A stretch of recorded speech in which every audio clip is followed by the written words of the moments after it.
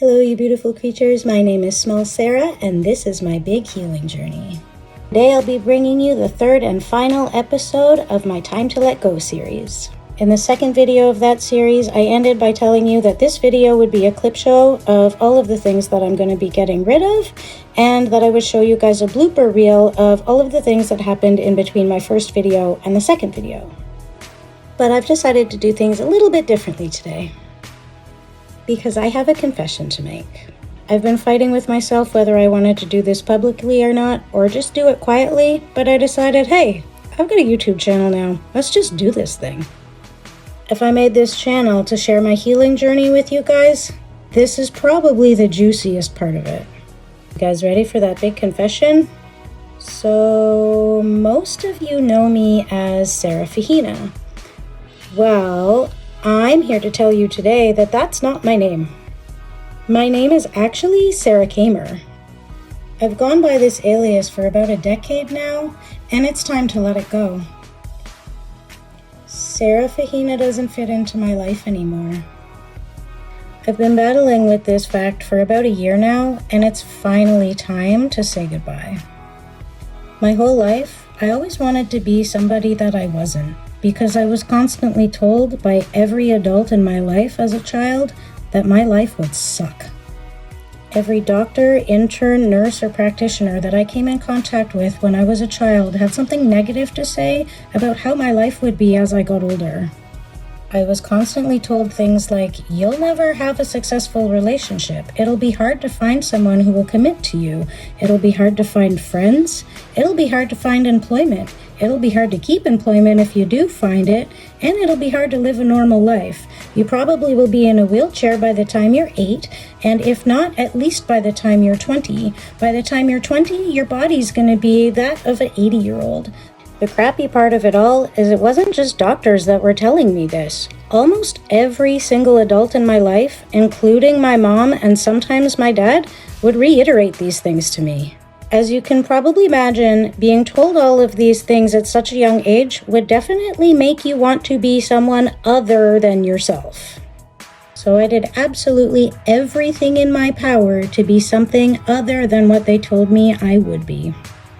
It started with the clothing to distract people from asking me questions about what was going on with my body, and it ended up with me picking a name that wasn't mine.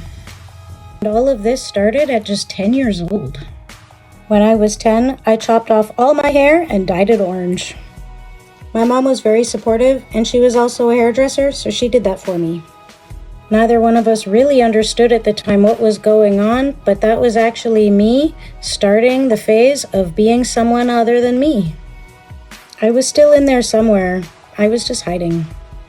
For all my friends and peers out there that have spent a lot of time with me in the last decade, please know that I wasn't being fake or phony in any way when I was being Sarah Fahina. I was just hiding a part of me that I didn't want anybody to see. I just wanted to be like everybody else. So I did absolutely everything that I could to try and fit in and be recognized for everything and anything except for being the girl with arthritis. I was quite successful at it, to be honest with you. I had tons of friends, and most of them never mentioned that I had arthritis. And that's exactly how I wanted it to be. Don't get me wrong, if people asked me about what was going on with my body, I was always very vocal about it. I wasn't afraid to share what was happening. But when I did share, oh boy, was there a lot of animosity. Doctors, go F yourselves. The hospitals, go F yourselves. The nurses, go F yourselves. The whole damn system could just go F itself. And if you got in a conversation with Sarah Fahina about a pharmaceutical company, whew, that anger would just explode. F them all, dicks. But in the last year or so, I've done a lot of work to get rid of that anger and start bringing in forgiveness. I honestly don't know what state I'd be in right now if I didn't start my forgiveness work. All I knew was I had to let go of that rage. And I had to stop running from my own story. And that's a huge part of why I started this channel in the first place. I really just want to help. One of the biggest things I've been hiding is that I'm actually quite spiritual. I have this ability to see, feel, and manipulate energy. Not just in myself, but others too. My intuition is so crazy strong, I even have psychic gifts. I've prevented car accidents and depicted breakups and exactly why they're going to happen. And I have extremely vivid dreams that have actually happened in waking life months after having them. Oh, and did I mention I also talk to dead people? So in combination with all of my life experiences, everything that I've gone through, plus all my interesting gifts, I have a lot to offer the world. And letting go of that version of me that's constantly trying to run and hide and mask and disguise what's actually going on with her is the first part of me really putting myself out there. It's not just about going through my wardrobe and downsizing my clothes.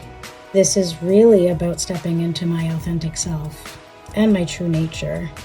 And the reason it took me so long to make this video as opposed to the other two was because I needed to wrap my head around all this and really, truly be okay with the final goodbye of Serafina. She was a pretty cool cat, but she gone now. And it's time for the real me to shine.